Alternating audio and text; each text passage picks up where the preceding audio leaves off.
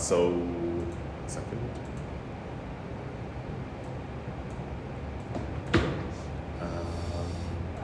Unity now requires an account. Is this correct? You can use an account a temp account, if I remember the login details. So you can make an account, or I create, because it's free. But I created one. I'm just trying to remember what it was called. I think it was Creative. I'm gonna write it down. Oh, actually, if I type it, you'll see it. Is it in any way better than creating my own? If you make your own, it just means that you can access it easier, because obviously whatever you do, you can make Okay, your no, own. I'll just create an account with it. It's because when I was doing a class, we had like 20 different students come in, and it was easier for me to just have them all use one account, then wait for them to individually sign up one by one. But yes, it is definitely better to have your own account.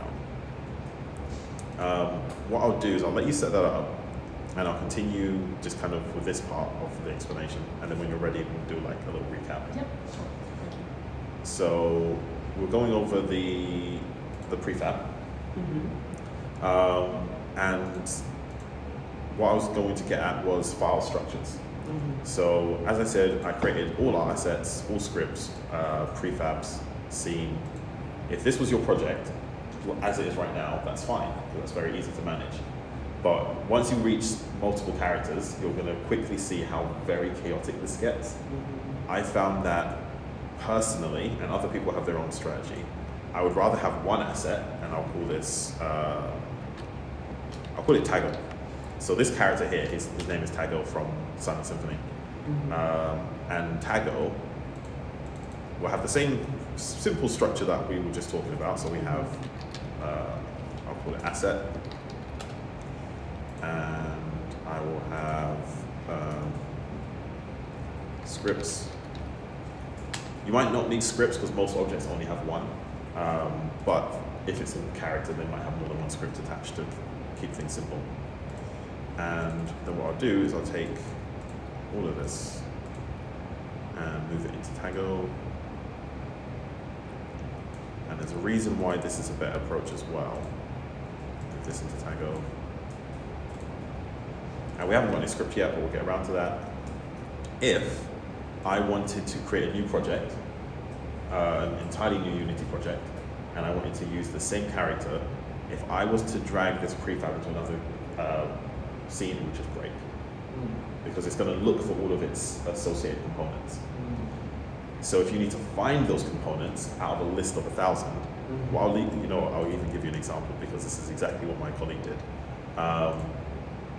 So if I type in what's a random material, lorry. Oh no, I already fixed that one. As in, I created a lorry folder for it. So grass. So if I just click this one, this is our materials folder. It's so large it starts to lag. If I wanted to create an asset from grass, I would need to find it in this folder. Then I'll need to find the model, which is in a separate folder.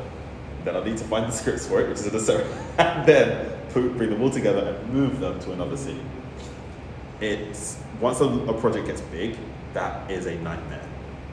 Like, I've been bit by bit fixing this by every time I use an object in the scene, I separate it from this mess that's been made. Yeah. Sorry, before we start, Restaurant. Yes, it's just upstairs. Thank you. Kofi should be able to guide you, but it's just towards the back. Okay, perfect.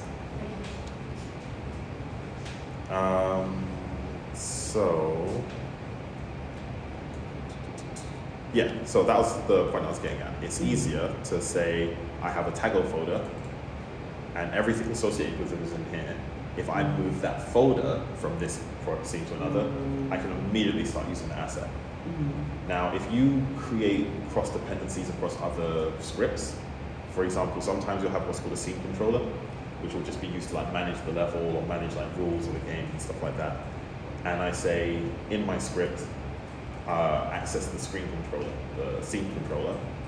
By not bringing that across, it will break. So we talk about basic compartmentalization of your scripts and your objects. to limit those kind of scenarios. If you have objects reference each other directly, you'll create scenarios where it will start to break. But that's, I wouldn't say high level, but mid-level consideration. When you're starting off, we usually just kind of make sure it works first. But then there's best practices to avoid long-term problems. So one of the things I talk about is maintenance. Making it work is the easy part. Making it work over months or years is where things start to go wrong. And it's also where a lot of, you'll learn it very quickly in a professional environment, but when you're working in a school, like independently, usually your project only lasts a few months, so you never need to worry about coming back to it later. So they never really drill the standardization and principles of maintenance, which is why a lot of new starters in companies who want to get into games development, or any programming to be honest, they struggle with that because they make something, it works, then they come back to it to make a new change, or someone else has to make changes to it, and it's a disaster. It's just there, it's just a disaster. They have no idea how to fix your work, and you don't know how to fix someone else's because there's no consistency.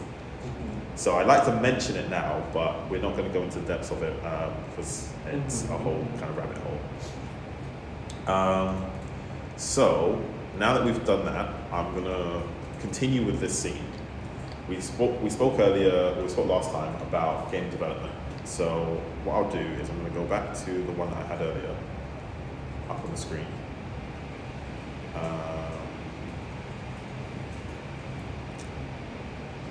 Actually, no, I'll keep using this one.